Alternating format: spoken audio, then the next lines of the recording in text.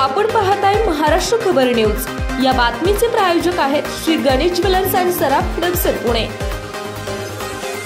लाच प्रकरणात पुणे लाचलुचपत प्रतिबंधक विभागाने गुन्हा दाखल केल्यापासून फरार असलेल्या थेऊरच्या मंडलाधिकारी जयश्री कवडे यांना शासकीय सेवेतून निलंबित केले आहे। पुण्याचे जिल्हाधिकारी सुहास दिवसे यांनी कवडे यांच्या निलंबनाचे आदेश पारित केले आहेत। जयश्री कवडे यांना मागील 3 वर्षात 2 वेळा निलंबित केले असून त्यांची आतापर्यंतची कारकीर्द वादग्रस्त ठरली आहे।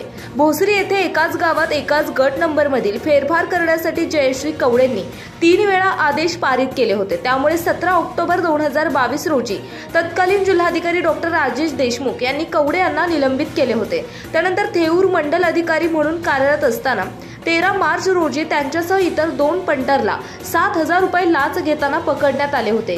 त्यानंतर एसीबीने तिघांवर गुन्हा दाखल केला। मात्र गुन्हा दाखल केल्यानंतर कवडे फरार असल्याने जिल्हाधिकारी सुहास दिवसे यांनी 19 मार्चला त्यांचे निलंबन केले।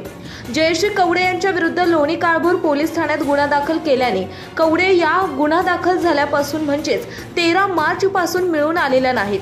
तसेच त्यांनी इकडील कार्यालयास कोणताही संपर्क केला नसल्याने त्यांना शासन सेवेतून गुन्हा झाल्याच्या तारखेपासून म्हणजेच 13 मार्च पासून शासकीय सेवेतून निलंबित केले आहे।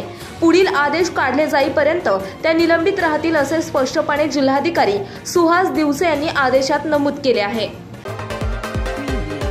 आपण पाहताय महाराष्ट्र खबर न्यूज। या बातमीचे प्रायोजक आहेत Shri Ganesh jewellers and Saraf production Pune.